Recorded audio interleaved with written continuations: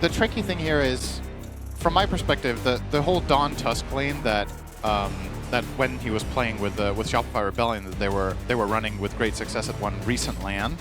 I don't know for a fact that that lane is going to destroy IG's bottom lane here. I think CK is one of the better carries at handling it. As well, they're not good at handling this one. That will be a nice first blood for Nisha. Very nicely handed to him there.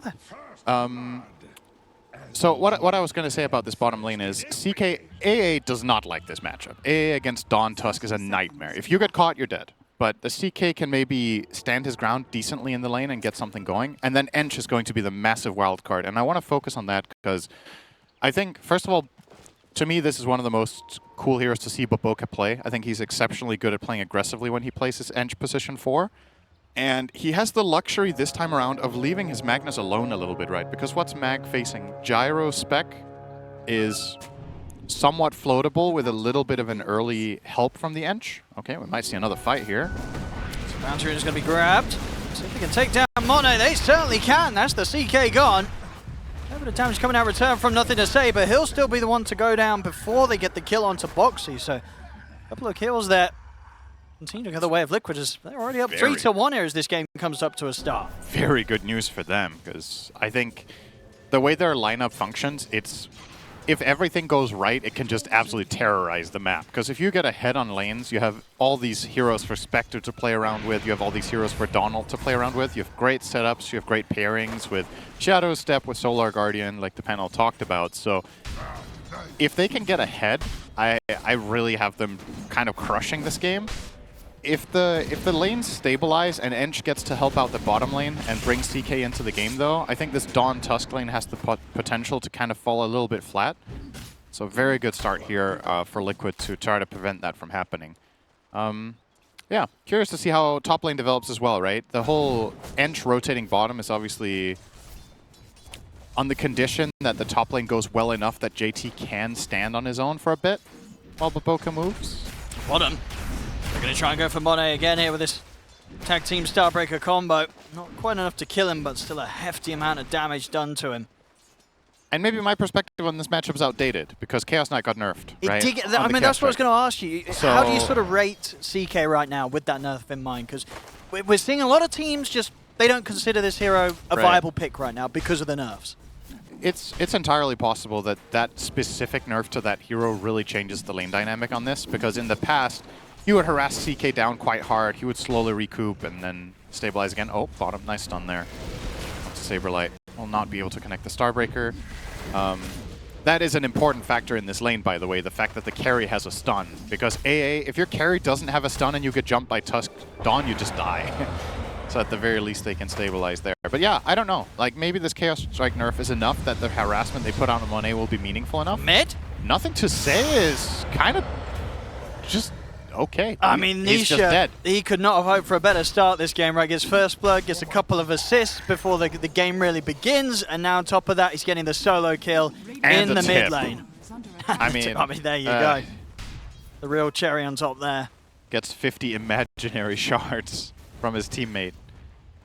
The only thing that's better than that is actual shards and any other currency in the game than that. Okay, yeah, great start. I mean, Nisha obviously is going to be having a great old time, but this top lane kill, you know, this is Ench's specialty, finding a kill here or there in the lane. Trade down bottom, though, it looks to be the case. Xnova, maybe?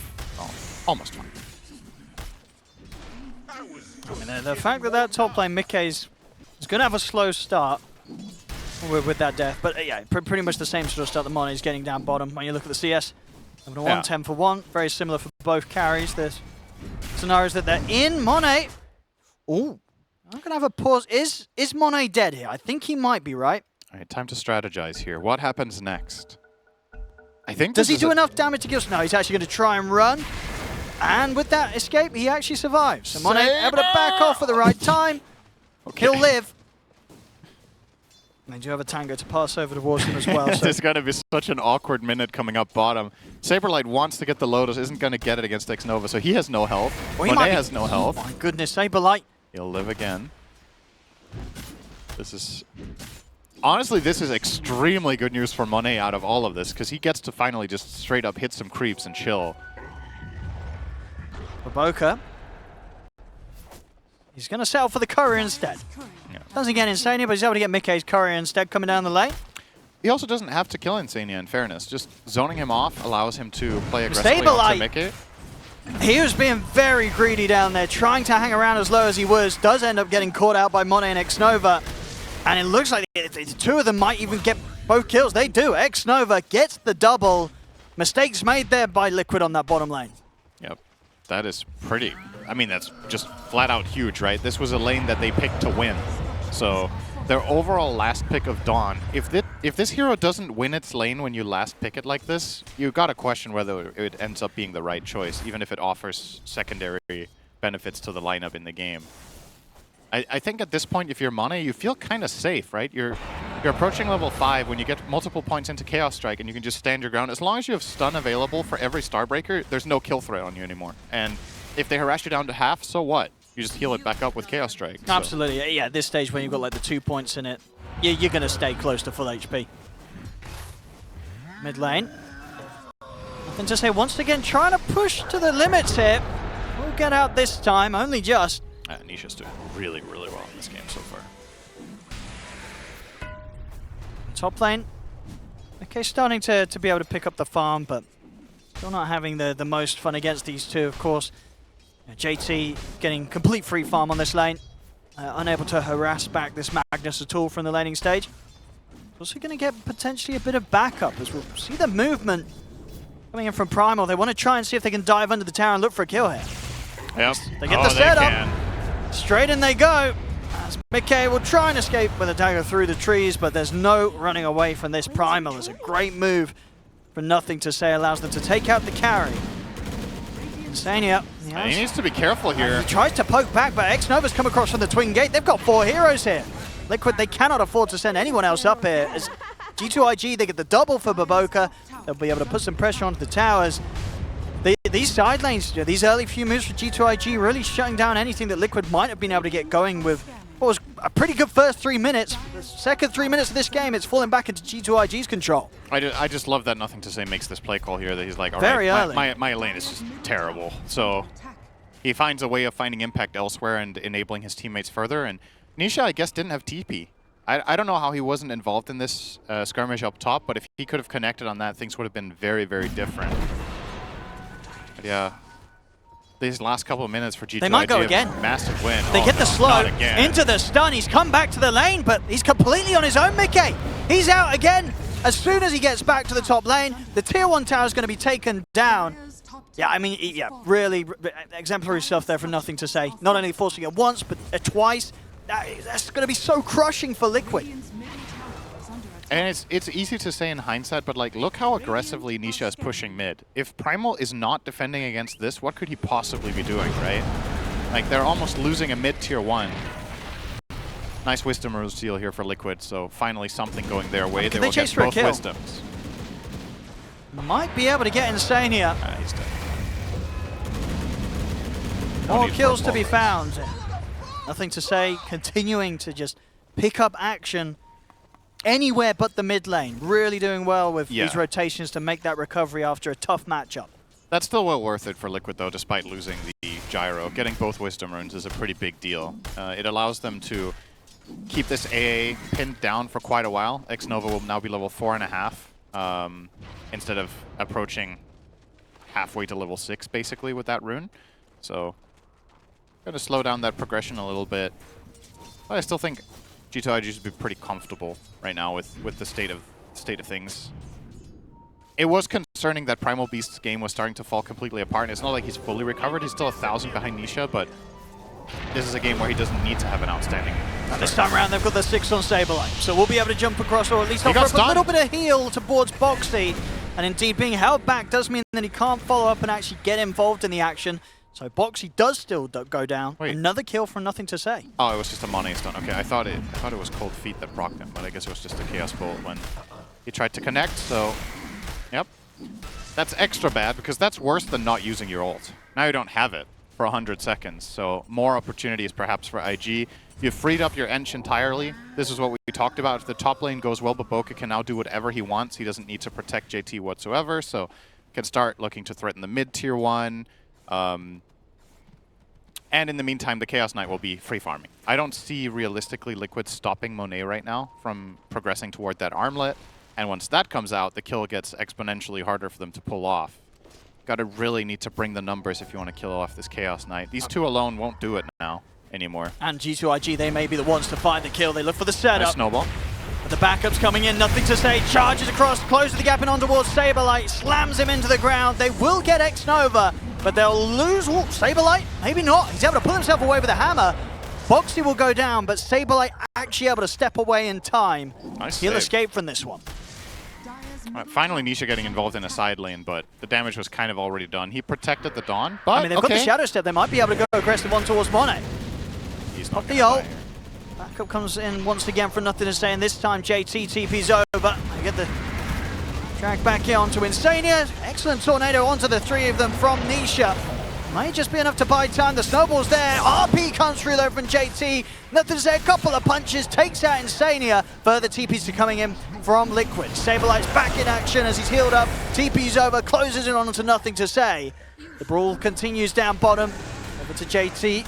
And Spirit Vessel charge thrown down upon him. Saberlight ready to dive in with the Starbreaker, but the Skewer is back up in time. The hammer, though, absolutely on target from Saberlight. Will finish off the kill, Nisha.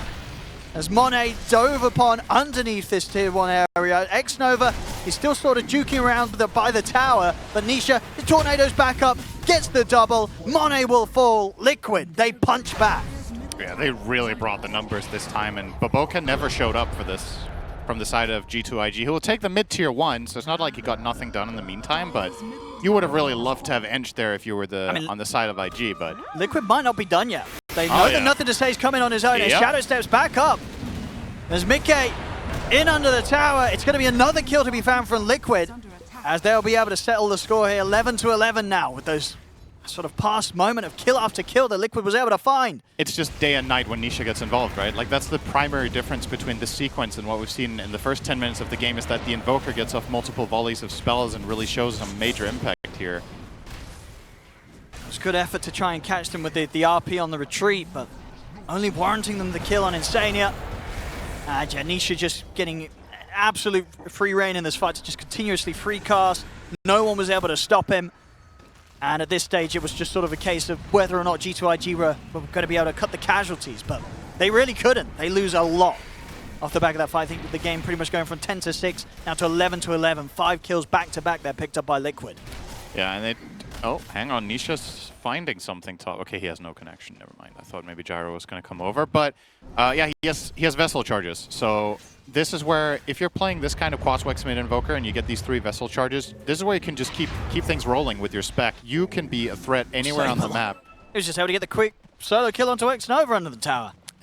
Yeah. I've played both sides of this matchup a decent amount. It is so good for Dawn. If you connect on AA, there's just nothing, man. You can't get away. You're not tanky enough to sustain against the pressure, and you're not level 6 yet, so you can't get the Ice Blast counterplay with a teammate TP or anything. So Saberlight will take advantage of that. And Nisha is on the hunt again now. Ghostwalk, the 3 Vessel charges as mentioned, wants to find some sort of opening that they can Shadow Step on or that they can Solar Guardian on. That one will be on cooldown, though. JT, but it's going to be able to catch Insania off to the side. Down the EMP, cold snap a Vessel on towards nothing to say, completely out of mana.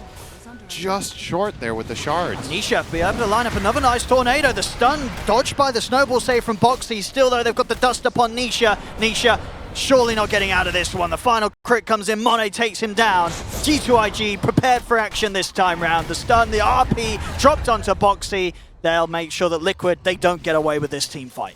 That was a 4-kill streak Invoker being ended by Chaos Knight. So he grabs himself a nice about 500 gold there for that kill. Finds level 9 as well. Yeah. Some nice back and forth here. Obviously, this whole situation spawns from the fact that Saberlight doesn't have Solar Guardian. Otherwise, this fight can go very differently. But G2.iG know this. They take the opportunity as it's presented to them.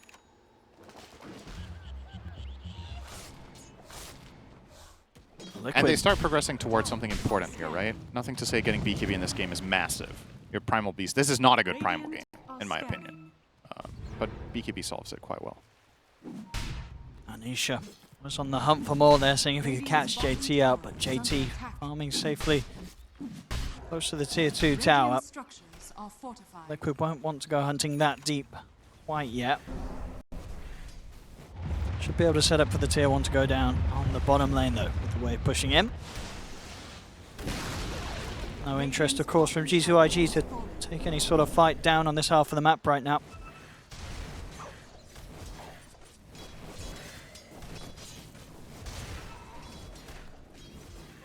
I mean, all in all, would you imagine a team is happier with the opening to this one?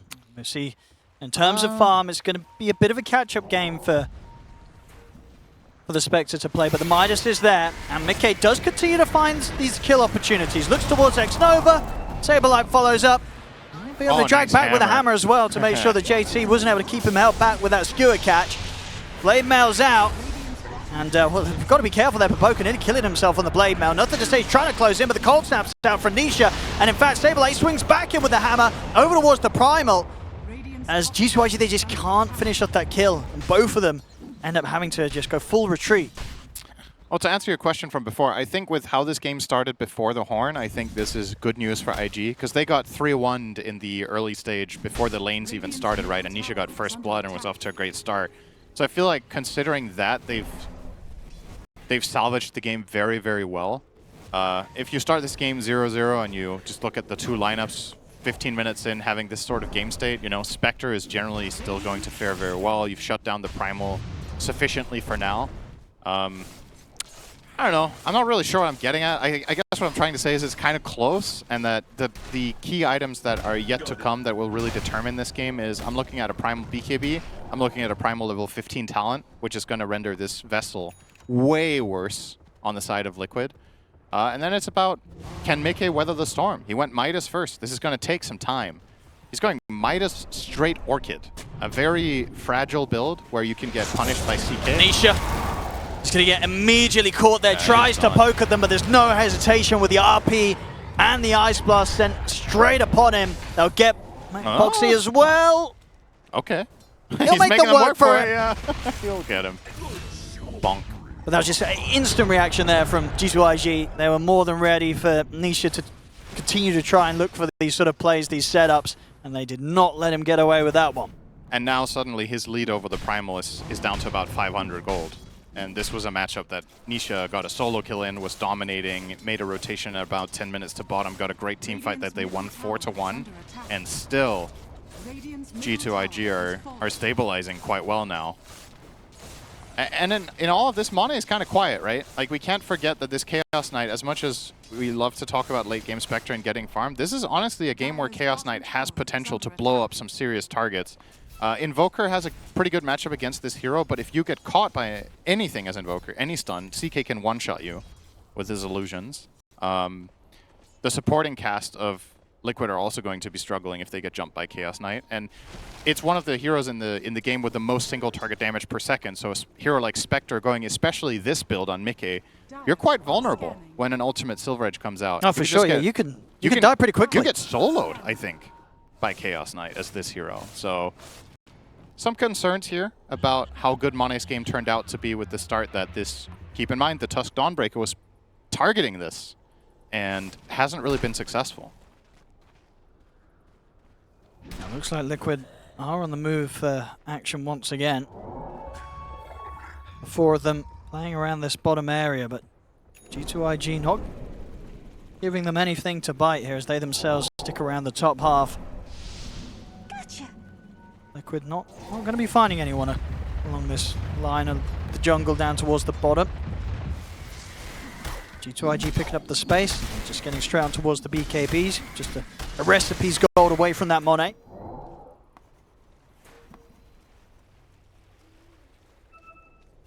Oh, yeah, it's really going to be a question of whether Liquid themselves will be prepared for the fights that G2.iG themselves may be more comfortable in taking with these BKB timings that they're approaching.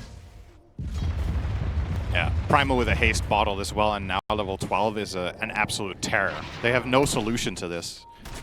I guess you can maybe do some like clutch snowball, but that's a bit of a stretch, I want to say, in this game, that's a reliable way of handling this problem.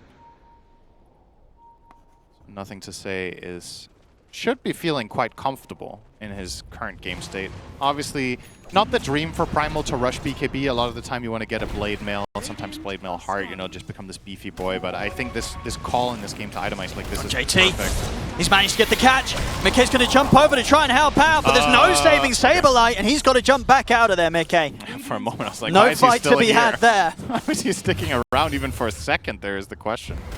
Just get the hell out. Not normally the way you want to have things sort of set up as Liquid, right? You don't want to be saving the Dawn, you want the Dawn to be doing the saving, but G2.iG doing an excellent job of just finding Saberlight and making sure that he's the one that gets caught first. I mean, to be fair, it is a kind of cool play from Mickey because he can Shadow Step Orchid and step out and try to play it as a save, but as you said, it doesn't feel great. Like he can't full commit to the fights for a long time, right? He's got to hope that he does find the opportunities to get these quick picks, which G2.iG, if they continue to play as they have done so far and as they did in Game 1, I don't know if they're going to give that many opportunities for Mickey to really abuse sort of the Orchid timing that he has. That's a good point. Like, one of the things we were really praising them for in Game 1 was playing keep away and not giving too many opportunities, and that's really what the Dire lineup are depending on here. They will find one. Maybe they'll find the second. Stun connects on towards JT. This time round, Liquid, they've got the numbers in position, the full 5-man. Yep. Take out the 2.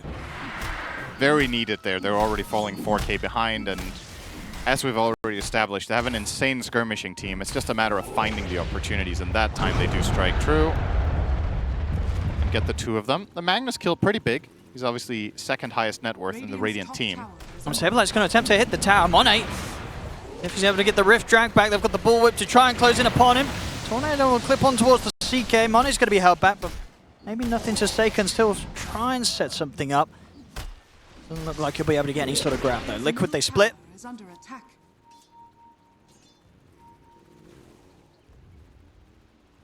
I'll actually make the move towards the bottom. Take the twin gate, the 2 of them. Something I'm wondering about a game like this, which we haven't really talked about because it's been relatively quiet, is the gyrocopter, right? Like, what do you do now? You have the shard, you're level 8, the enemy team is starting to get really beefy and run these BKBs. Like, where's your impact in the game going to come from? He's eyeing up a Eul's here to try He went through them all there. He sort of queued up Solar Crest, then queued up Eul's, started to buy it, then sold it back, and now he's set up with the drums. That's what I'm like, I'm not surprised Insania is struggling to choose, because I'm like, what's my purpose here as a 5 gyro in this game now? Like, up until this point, I think there was a very clear path. All right, I'm going to play with my skirmishing heroes, I'm going to take advantage of my spells, but you're going to start hitting a brick wall now. CK on BKB CK, BKB Primal. It's a hard fight for Liquid to take. Well soon. These BKB timings for G2.iG could be brutal. Well, they have pretty good... All right. They're going to try and go for the backlines. They're going to go straight for the Magnus first, and they'll get him. JT taken out. Monte puts the BKB loose towards his Stadia. Saberlight caught under the tower, though. He's out. Nisha with a Ghost Walk to escape away. So 1-for-1 so far. Nice BKB coming to an end. Just poking from the edge of Monet. He's still got the ult ready to go with the Phantasm. I mean, Pox is going to go for a snowball, but... Yeah, let's see where he ends up. This is going to indeed be his own sort of self-made cold grave for him there, as there is nowhere for him to go. That was some funny anti-synergy there. The bus comes driving through and he gets saved by the CK, who kills him himself. So fair play to Monet, but kind of a funny situation there. Yeah, that didn't quite work the way Liquid had hoped for, right? They get the vision coming in with the Shadow Step, and they do isolate and kill Mag. And it's a good play, right? Like, this is the target you want to get. This is the enemy with a really major teamfight ability that does not have a BKB yet, so you can get value from your Orchid and set that up. But the counterplay was just too quick. Primal Beast pops BKB, runs into Saberlight. That's a kill straight up. And the fight kind of gets tricky and from there. And again, this is where I think it's fair to draw a comparison between the supports, right? This net worth lead is Boboka. He's basically the entire net worth lead. He has 5,000 net worth more than the enemy 4. I mean, we saw last game where he was playing a bit of carry really on the Muerta sort of the later stages. Yep. It's how he likes to roll, and it's going to look pretty good as the moments pass. You know, they are gonna have 4 cores once again on G2.iG. Something that Liquid they're just never going to have, right? With the the opening their supports have had. Neither of these heroes are going to be anywhere close to the farm of the cores in this game anytime soon. And that's what's funny, right? Because you look at Gyro and you your mind goes to, okay, this hero scales. But if you play it as a support in this way, it honestly doesn't really scale that well. And Tusk doesn't either. So you're really relying on your other cores to do the damage. You're going to provide some utility. Sure, Gyro has this sweet spot in the game at around 15 minutes where he's a massive damage dealer, but when the BKBs come out and the fights get longer, it becomes trickier for Gyro to really find that impact. On the flip side, you have an Ench who's literally just pump soloing your supports, right? He was just killing Tusk alone. And he's a big problem that Liquid have to deal with. I think you can't let Enchantress go unaccounted for in the fight. He's just going to carry the fight, right? So we're kind of running into... I'm not going to say it's the same situation as the previous game, but in a way, do you see the similarity here with like damage issues again and scaling? Absolutely. It's, you know, once G2.iG's heroes press BKB, Liquid's not going to kill them. And, you know, when JT's got his ready to go, they can no longer go for that sort of move that did enable them to at least find a kill at the start of that last engagement. It's not going to be easy for Liquid. They've got to somehow bait out these BKB usages and then strike back when they're down. Yeah, I think that's the name of the game here, is try to poke and prod and force out cooldowns. And it's a hard way to play because you need to out-navigate your... outmaneuver your opponents quite well in fights. I think this item coming out now for Nisha will prove to be a big help. Now that he has a BKB, he can finally kind of, you know, I guess trade BKB for BKBs. He's gonna go in, pop his stuff, and not instantly die, and hopefully force IG to use some of their defensives so that afterwards Mickey can come in and have an impact. And it begs the question, was Mickey's build good here, right? Because I feel like this Orchid hasn't been worth anything. I was gonna say, how many kills has that sort of guaranteed them? Like or one, made a difference? Maybe one, one, right? And instead of that, he could have had... If you want to stick to the Midas, that's one thing. Because I think he could have gone Midas Radiance and started on your Scotty, right? But effectively, this Orchid is something we a lot of the time see Spectres go after Blade Mail Radiance into Scotty, for example. Is like, then you start becoming this killing machine that isolates targets. But it's not the best... It's not the worst farming item, but it's definitely not as good as Radiance. So you have slowed yourself down a bit. I don't mind the choice not to go Blade Mail here. I don't think it's a mandatory item for Spec, but, you know... Okay, it's gonna find Monet. Gets Orchid, he'll just Shadow Blade away. They have... Oh no. Yep, there comes the Dawn with the Dust, but the shards were too short. So, nothing happening there. And now Liquid, they've got to step back, because G2.iG heading straight back towards them. Silver Edge is finished on Monet. He can now open up the fights himself. He can solo and get Spectre. the solo kills. Absolutely, no problem. He just needs a Silver Edge hit into instantly pop Phantasm and stun the Spectre. They've also got the Axe on Nothing to Say, so something else that's going to cause issues for Mickey in these fights. Yep, true. Another break. Yep. And he has the 15 talent that we talked about, so now he can dispel Vessel. It's not looking easy for Liquid. They may definitely mounting. No, they're only down 3k on the gold, but it definitely feels that they're in a situation that's a lot tougher than that number shows. Yeah. It feels like this 3k lead that G2.iG have is a lot more significant than in the last game when Liquid would have a 3k lead against that Spectre lineup. Because I just think the nature of how this Dire lineup plays around Spectre was a lot more geared toward the phase that has just concluded, right? And you didn't win that one. In the last game, G2.iG were geared to the phase that's to come, right? They had built around that part. And this time around, it's just very well covered for them. They're going to start poking the high ground. 2.5 minutes on the Aegis, so Liquid kind of have to solve this. All right, instant Orchid in. Just using Shadow Step as a teleport scroll, essentially, here. And they're going to smoke up after it as well, Liquid. See if they can get a jump. Okay, this is a huge moment. If this backfires, you just kind of just lose, so you really got to make it work here. They're going to try. They get in on towards the Magnus. Can they burst if they can? They'll be able to take JT down. But the Ice Blast and the grab onto Saberlight will cause him to lose his life in return. Monet's in onto Mickey. Mickey's out of the game. A risky move there made by Liquid that does not pay off at all. Nisha will be able to hold back Monet, but there's nowhere near enough damage for him to turn and threaten this CK. Monet perfectly fine, still with 2 minutes left on the Aegis. That did not work out whatsoever for them. No, it was even a good execution. I actually think the way they opened that on Magnus was really well played, but too much in the tank from IG. They get the straight-up counterplay. Monet gets in with the Silver Edge and finds the Spectre and more or less solo Spec without popping Phantasm.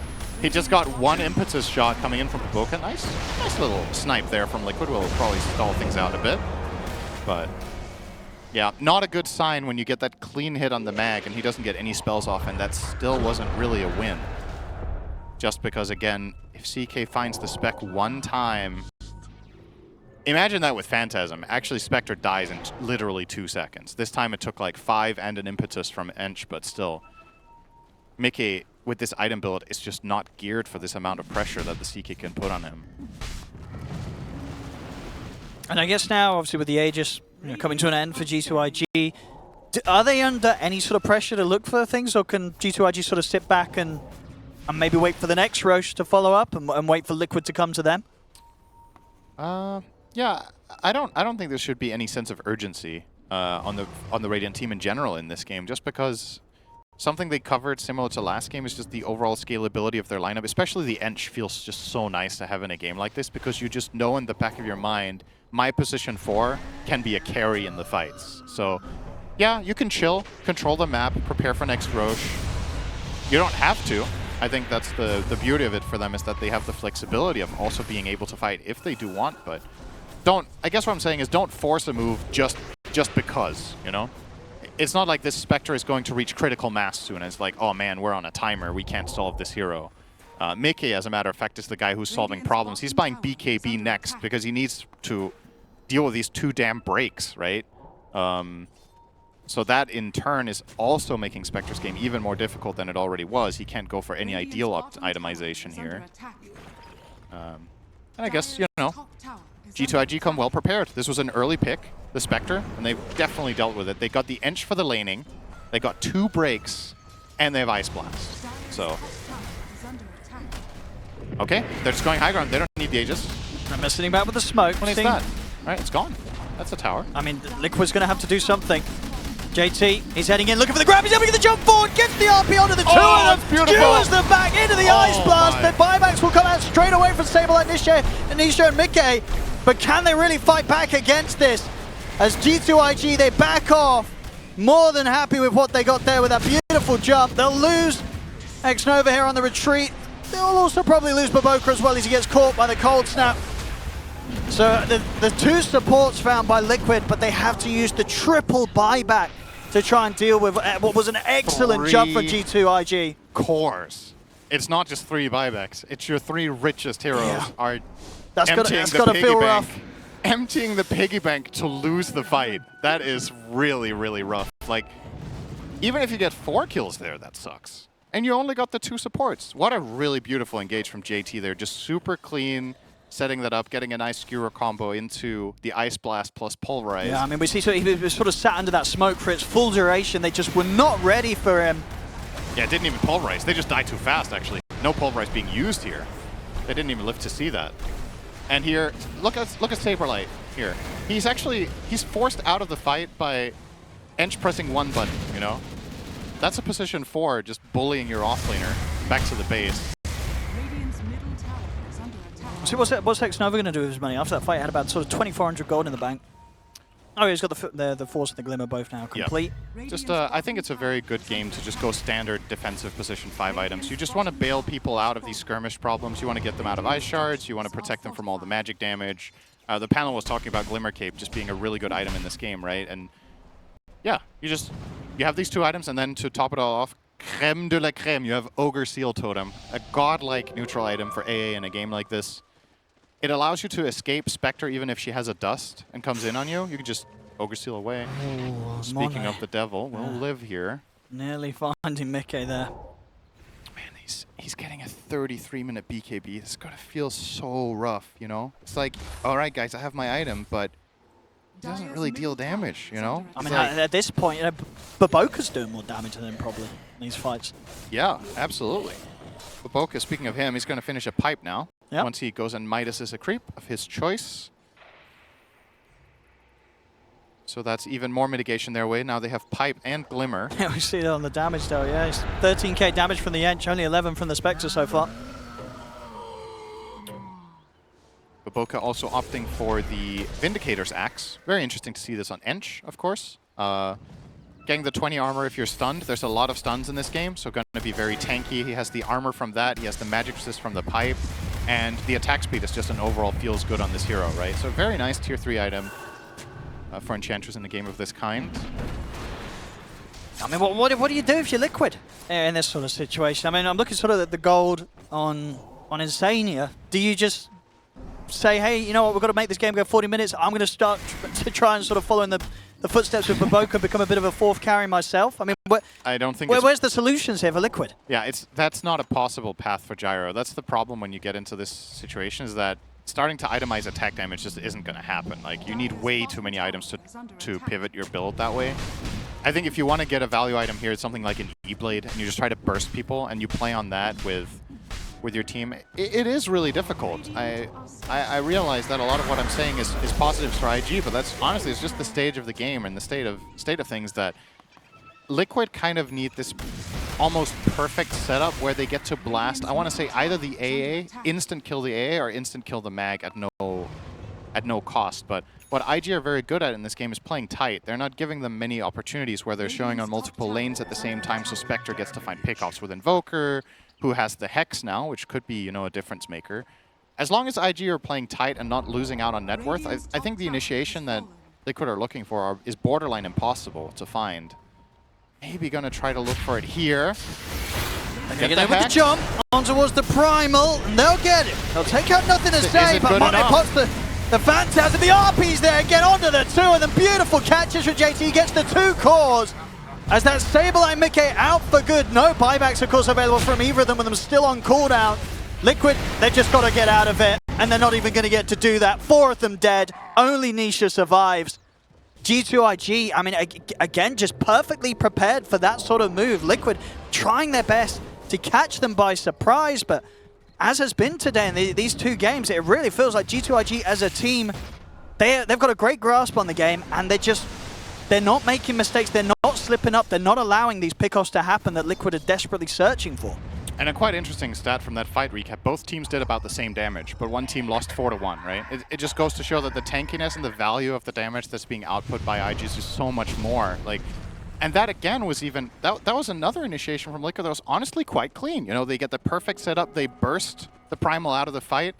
It didn't matter. As long as the counterplay from G2.iG comes out, they're never gonna just lose this core and that's it, and Liquid disengage. So that's again why I want to emphasize that playing tight here as a team is extremely valuable, because your heroes just play around each other so naturally well with covering that when one core gets jumped, the other 2 can get the job done. Imagine that situation that just happened, but it was on the mag. Well, the Primal's obviously going to run in together with CK and get the trades. If CK is the one getting opened on, both your mag and your Primal are going to get massive AoE abilities off together with Ice Blast, and you will be trading. So, yep, just a kind of a pick your poison situation. It never feels good to be in a Dota game where it's like, we need to initiate, but also there's no good target, right? That's kind of what it feels like. Is there... I mean, that's sort of what happened last game, right? Yeah. Liquid, who would they have gone on at the end of that match? The archetype is pretty similar, despite the heroes being very different, right? I guess the overlap for IG is the Magnus. Okay. And the Primal. He's got to be careful, JT. He's got eyes on him. He's going to get the harpoon back, drags him over with the skewer. There's a heal coming in with the Solar Guardian, but JT's able to hold his ground, waits perfectly with the RP to just catch the 2 of them. Mickey and Saberlight out of the game once again. And they still don't have buybacks. I mean, they're going to try and fight desperately on the backlines, look towards the supports potentially Liquid, but they won't get X-Nova. He'll live. They'll lose the third. They'll lose Nisha. Nisha also down without buyback. It feels like this game's pretty much over, Sin. There's just nothing Liquid seemingly able to do. Yeah, that was a complete desperation move. 2 of their cores are dead, and they still force the fight because they're like, if we don't do this, we just lose the entire base. So kind of a Hail Mary, just throwing all their... And JT, he's not done. He finds Insania, drags him out of the fountain. He's had an excellent day today here, JT. On the Doom and now on the Magnus, just really getting into the heads of Liquid. As their tier 4s, they're falling.